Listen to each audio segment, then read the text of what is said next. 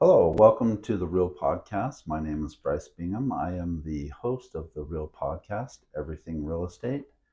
Today we have Jeannie Burnell with me. She works here in the office with me. Say hi, Jeannie. Hello, I'm Jeannie, part of this great team with Canyon Trail Realty for almost 4 years now. On the Real Podcast, Jeannie, usually what I do is answer questions that we get a lot, and then maybe some things that people don't quite understand. And one of the things that people don't understand that I ran into a lot over the years is the difference between an upgrade and an update in a home.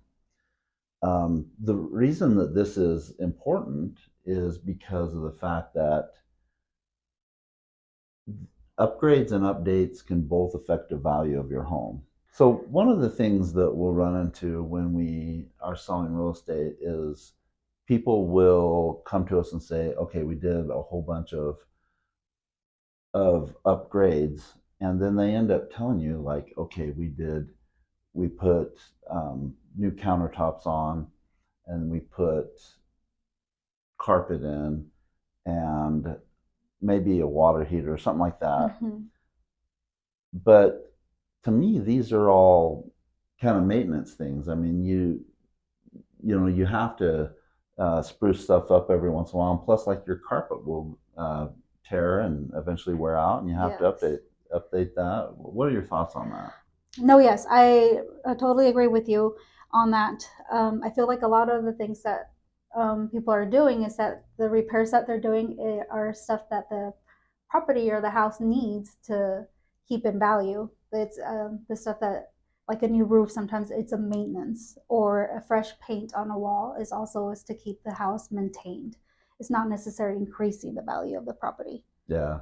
And so one of the things we talked about is sometimes these can be upgrades. Yes. And really, to me, what it depends on there is the materials you use. Yes. So if you go from a laminate countertop to a granite countertop, that can be an upgrade. An upgrade, yeah. And but they're not always like we were just talking about. I mean, if you go from carpet to carpet, it's Then just a refreshing of your carpet. You know, it's not going to really add value. No.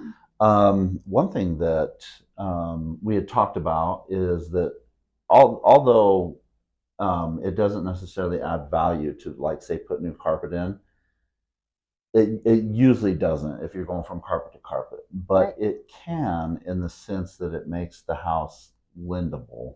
Yes. So you want to tell everybody kind of what lendable means?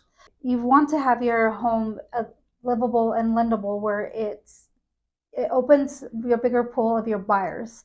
So, like, if you have chipping paint, or like you were saying, ripped carpet, it just makes it where it narrows down your buyers.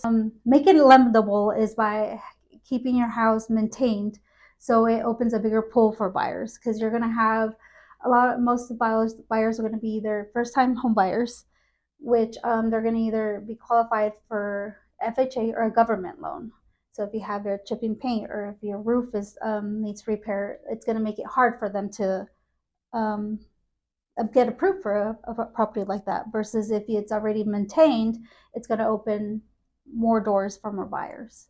Yeah, so those people that go in and do all this stuff, and they do chipped and peeling paint. We mentioned the same things over and over, but they, new carpet and stuff.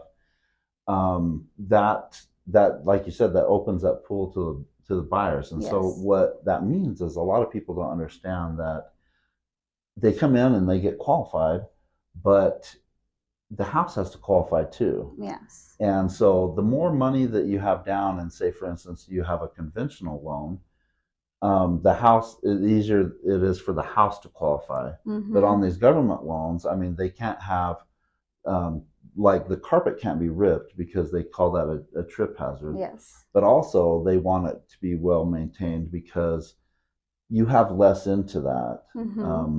A stronger buyer is going to put like 10-20% down, and the bank is willing to say, okay, they have some skin in the game, so we're going to still lend on this. Yes. So, Jenny, we've talked a little bit about updates. Updates. Yeah. Yep. I got it right that time. But What about upgrades? So initially, when we were talking about this, we were talking a lot about like, okay, they add value, and when you first think of it, you're like, okay, they always add value, Yeah. but then you're like, wait, no, because there's this thing called overbuilding. Yeah, so you don't want to overdo it. I think it's very important to pay attention on your surroundings, like in the neighborhood that you're living at, because it will affect. If you over upgrade for the area that you're living at, then it's going to affect the value and what your sale price will be at the end, what appraisals will actually look at.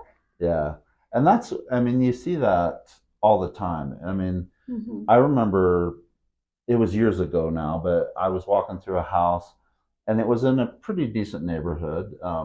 It was a fairly new neighborhood, and we walked in. It was like walking into the Taj Mahal. It was crazy. I mean, there was granite, there was slate, there was everything you could think of that would Yeah. be in a grand big building, and then you think it's crazy when you walk in and see all that stuff, but it's almost crazier sometimes when you walk out and you're like, oh yeah, I'm just in a regular neighborhood. Yeah. You get in there and you're like, this is a super nice motel or something like, or hotel.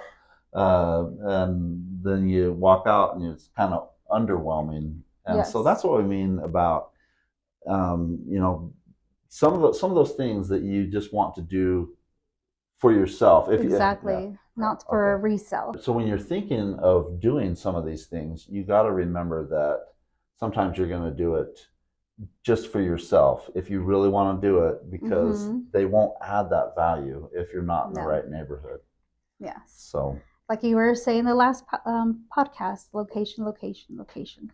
Very important. yeah, you need to know what your location is and Yes. what you can get away with there. So kind of in the end, I hope that there's some good takeaways with this. I hope one of them is um, that keep your house maintained. Make sure that you're Yes. doing Keep those it up things. to date. Yeah, so you don't have that sticker shock at the end when Mm-hmm. you go to sell your house and you're like, oh wow, we just put $30,000 into the house, and now it feels like you want to get that all out plus some. Yes. No. The other thing is make sure that if you're going to do some upgrades, what one thing that you would consider upgrades, make sure that one, they're going to fit the area. Yes. We talked about that, and also that they, if they don't fit the area, you have to really realize you got to do this for yourself. It's something Mm-hmm. that you like and appreciate, something that you feel like your family's going to like and appreciate. Right. But in the end, you may not get that money back out of it. Right. Yes. So, like I mentioned on my last podcast, this I try and make this as informational as possible, but I'm also trying to sell real estate, and so is Jeannie. So, again, my name is Bryce Bingham. I'm with Canyon Trail Realty. My number is 208-948-5779. And Jeannie? And I'm Jeannie from Canyon Trail Realty, and my number is 208-358-0372.